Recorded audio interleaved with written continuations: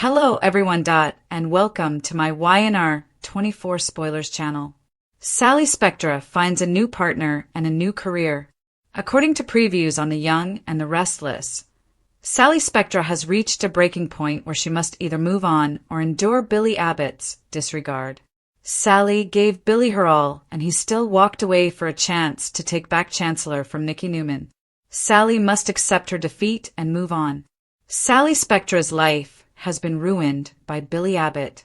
In just a few minutes, Billy has transformed from an adventurous boyfriend to a wrecking ball. Both Sally's friendship with Billy and her ability to lead Abbott Communications are gone. Billy stomped on Sally's heart after she gave him everything. Billy has destroyed their connection with a personal grudge that he will never be able to resolve. Billy is deluding himself if he believes he can defeat Victor and even compete with Newman Media. Billy's passion with Victor will not allow Sally to take a back seat. Sally is prepared to give up on her work and her relationship with Billy and move on. After everything she has lost, Sally needs a fresh start. Sally Spectra desires far more than she currently possesses. Sally observes that Billy is adamant about working with Kane Ashby because he thinks the latter genuinely wants to assist him in regaining Chancellor. However, Kane wants Billy to perform his dirty work, so all he is doing is digging deeper for himself. Billy believes he can accomplish this without Kane since he has everything worked out. Billy thinks Sally should wait for him to defeat Victor by standing by his side. Sally is at her breaking point. After giving Billy everything she has, Sally is at her breaking point. Sally believes Billy doesn't value her enough. Billy won't give up on his dreams of defeating Victor in order to retain the lady he loves. Billy and Sally recently agreed to move in together, and it's official. Sally has moved on and is hoping to find someone who would treat her with respect. What will happen to Sally Spectra next? Sally might perhaps move on to another career and meet someone new. Sally shouldn't have to wait in the wings for Billy to make a fool of himself once more. But the number of free guys in Genoa City is also quite small. Noah Newman, on the other hand, is going to see his parents in Genoa City and is set to launch a new club. Would Sally be able to go out of town with Nick Newman's Joshua Morrow's son? Could Sally get a new job and possibly a new boyfriend if she and Noah launch a club in Genoa City? Naturally, Sally would feel a little uncomfortable hooking up with her ex-boyfriend's son. As soon as other fresh people show there, Sally might have other possibilities. But if given the opportunity, Sally would make an excellent club owner. Maybe she needs to completely rethink her plans. For all things YNR, come here. For news, spoilers, and updates on The Young and the Restless, return frequently. Billy was left behind by Sally. The Young and the Restless events. On The Young and the Restless, Holden, played by Nathan Owens, made an effort to get friendly with Claire, played by Haley Aaron and Kyle. Adam was appreciated by Chelsea for taking them out of the office for lunch at Society. They had a brief conversation about business. Adam advised them to monitor the cancellation of the Abbott Communications launch party. Adam pointed out that Jack had stated no comment regarding the gala's cancellation. Adam went on to say that a startup had a million moving parts. When one thing goes wrong, everything goes haywire. Victor must be devastated to learn that Newman Media's rival is having issues, Chelsea joked. Adam stated that as long as Billy was participating, he was not concerned about Abbott Communications playing a role. I won't be bringing any work to dinner, Adam added. They shared a kiss. Chelsea mentioned Billy once more. She emphasized that Sally was in charge of Abbott Communications, not her. Adam emphasized that it was a fact, not an opinion, that Billy was acting rashly to achieve his goals. Sally wouldn't do anything dirty to move on from Newman, he added. Sally did just that to Summer, and Chelsea pleaded to disagree. Adam brought up the fact that he and Chelsea had both engaged in unethical behavior in the past, observed that, for the most part, they are both doing well presently. Adam claimed that if Billy paid attention to Sally, she would have a positive influence on him. Adam had a suspicion that Billy would make Sally the CEO in name only, leaving him as the real boss. Sally received a vote of confidence from Chelsea. She believed that Sally would not allow Billy to manipulate her. Kyle asked Claire if they could start over at Crimson Lights. According to Claire, she still finds it hard to believe Kyle lied to her with such ease. "I'm trying to fix what they have," Kyle remarked. Kyle expressed his desire that Claire would love him. He revealed that he had thought of the ideal answer. Kyle proposed going to Paris. They might depart immediately or in the morning, he said. They could get what they needed in France, so they didn't even need to pack. Since Claire was going to be working at Newman Publishing, Kyle recommended that they visit some bookstores. Kyle stated that he wanted to please Cole and that the trip might honor her. Kyle questioned, "Are we on?" Claire admitted to being tempted. "All you have to do is say yes," Kyle went on. Claire gently broached the fact that this could be running away from their problems instead of dealing with them. Kyle suggested that they not look at this trip as running away, but rather running towards something, a stronger bond and a more meaningful relationship. Esther approached the couple and noted that she'd love to go to Paris. Esther told Claire she was a lucky girl. She added she was thrilled to see the young lovers go to Paris. "It'll be magic," Esther said.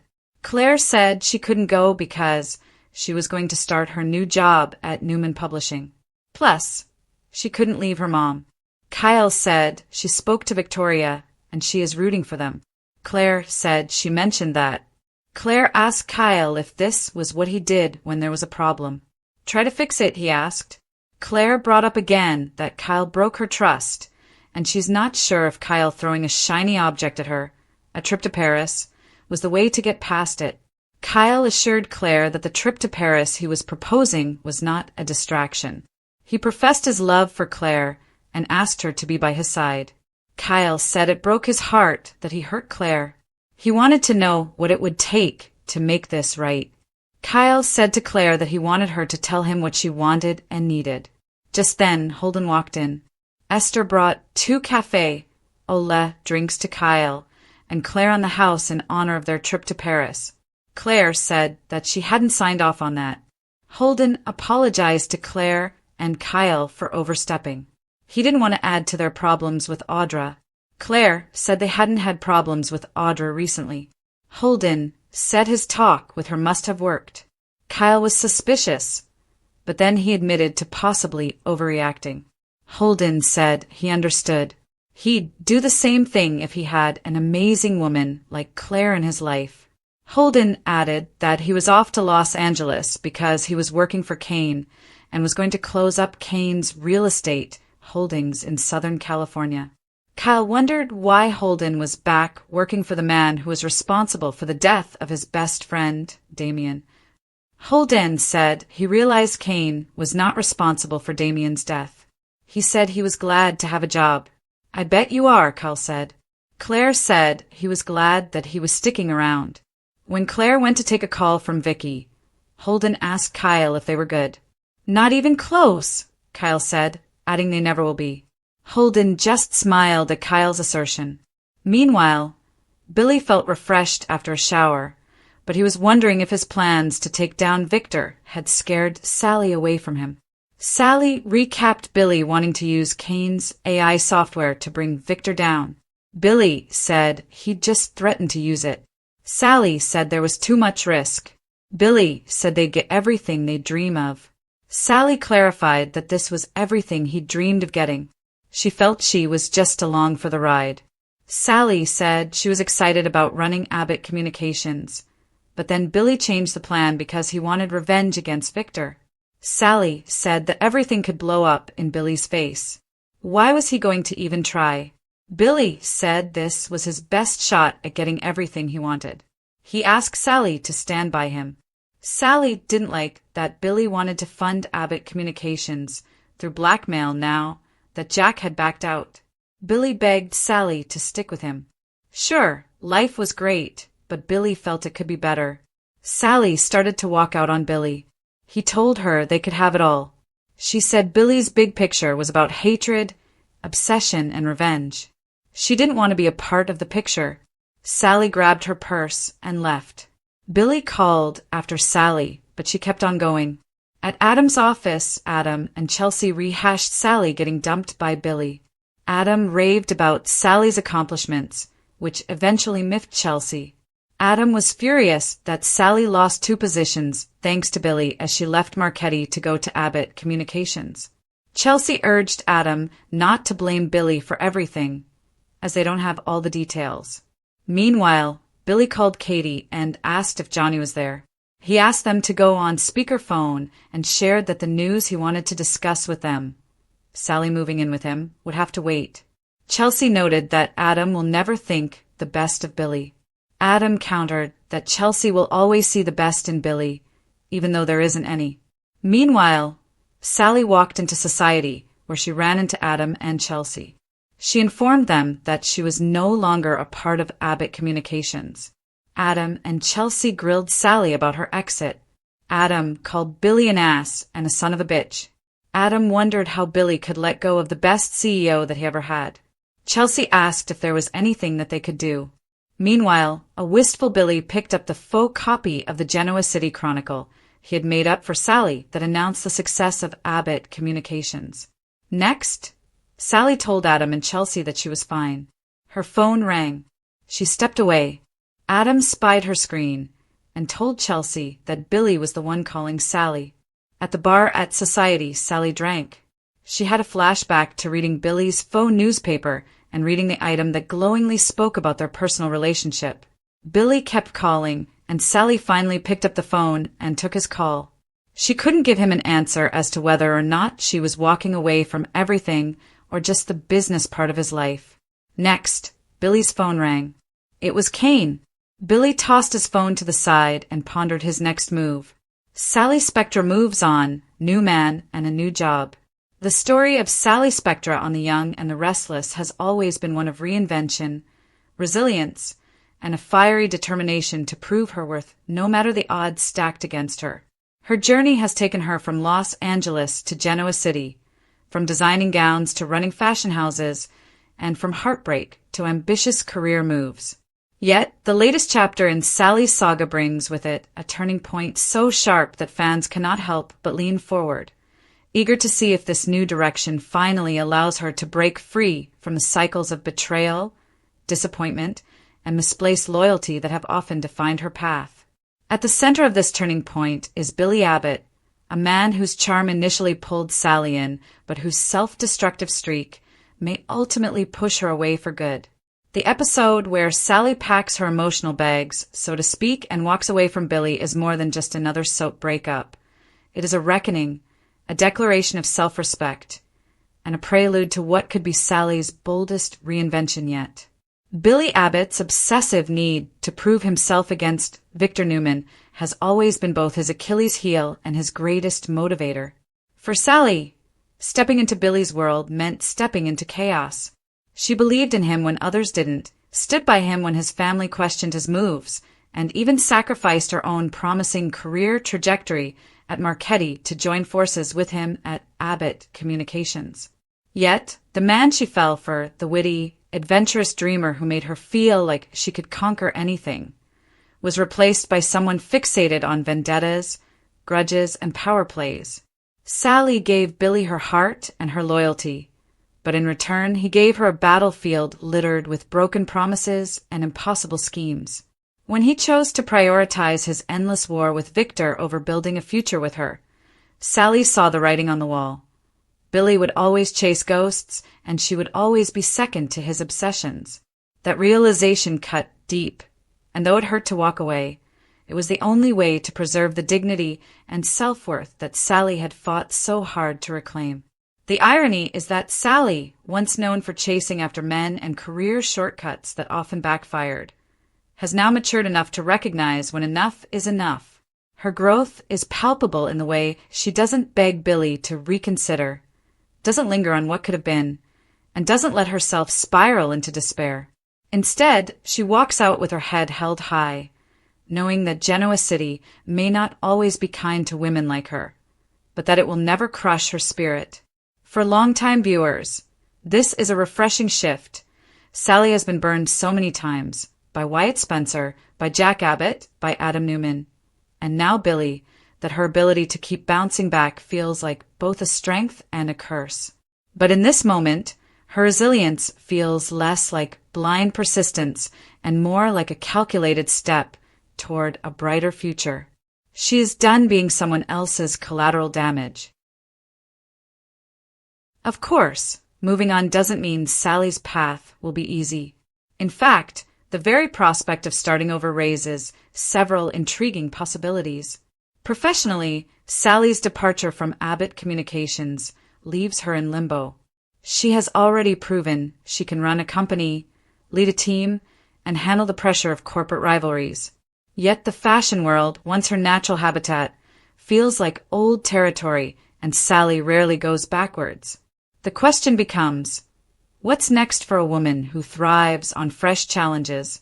Rumors swirl around Noah Newman's upcoming new club opening, and the possibility of Sally reinventing herself as a business partner in Genoa City's nightlife feels ripe with potential.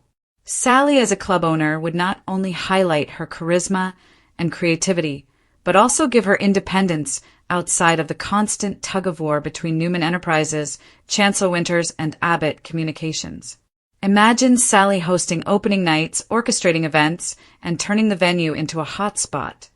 Her innate flair for presentation and branding could make her an instant success in this arena. Then, there's the personal front. Sally's love life has always been both her Achilles heel and her greatest source of storylines.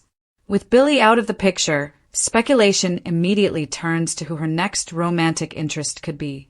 Noah Newman's name has been floated, and while the potential awkwardness of Sally dating Nick Newman's son cannot be ignored, especially given her history with Nick himself, the chemistry between Sally and Noah could be explosive. Both are creative spirits who know what it means to live in someone else's shadow, Noah with Nick and Victor, Sally with her infamous namesake Aunt Sally. A romance between them would not only shake up Genoa City dynamics, but also allow Sally to explore a relationship that isn't rooted in power struggles or revenge plots. She could finally have a partner who values her for her, not for how she fits into a battle plan. Still, fans cannot overlook the possibility of Sally crossing paths with Adam again. Their history is complicated, filled with passion, betrayal, and mutual respect that often gets buried under layers of mistrust. Adam has always seen Sally for who she is, flawed, ambitious, and unapologetically bold.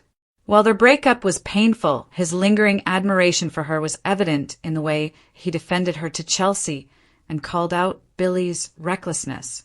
Could Adam be the one to remind Sally of her worth, not as a conquest or a pawn, but as a force in her own right?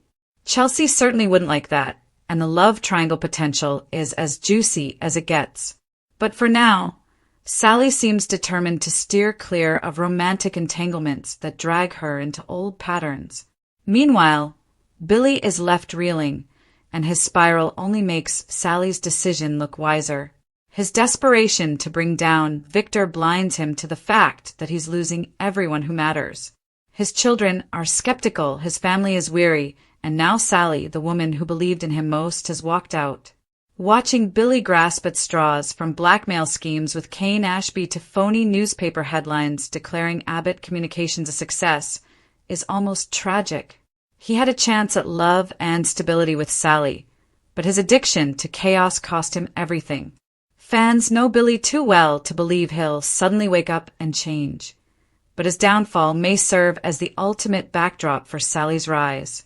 As Billy digs himself deeper into trouble, Sally can emerge as the phoenix rising from the ashes, proving that she doesn't need him, or any man, to define her success. Another interesting layer is how Sally's exit from Abbott Communications affects the broader power plays in Genoa City. Jack's reluctance to back Billy already destabilized the company, and without Sally's steady leadership, the whole operation feels shaky. Adam's prediction that Billy would fail without her may soon prove true, and Chelsea's guarded support of Sally hints at potential alliances. Could Sally, once free from Billy, find herself courted by other power players who see her value? Newman Media, for instance, might be tempted to scoop her up, especially if they see an opportunity to weaponize her talents against Billy. Or perhaps Chancellor Winters, always on the lookout for fresh visionaries, could lure her in. Either way, Sally's professional future feels wide open, and her ability to adapt makes her one of Genoa City's most unpredictable players. At Society, where Sally sought solace in a drink after leaving Billy, the symbolism was unmistakable. This wasn't a woman drowning her sorrows. It was a woman pausing, reflecting, and preparing for the next chapter. Her flashback to Billy's faux newspaper, a dream that evaporated before it even began, underscored the futility of trying to build a life with someone whose foundation is built on revenge. Billy called, Kane called, opportunities and temptations swirled around her, but Sally stood at the crossroads with clarity. She would no longer define her worth by the men who wanted her loyalty but couldn't offer her stability.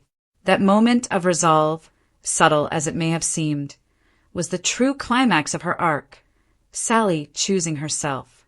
The fallout from Sally's decision will ripple far beyond her own storyline.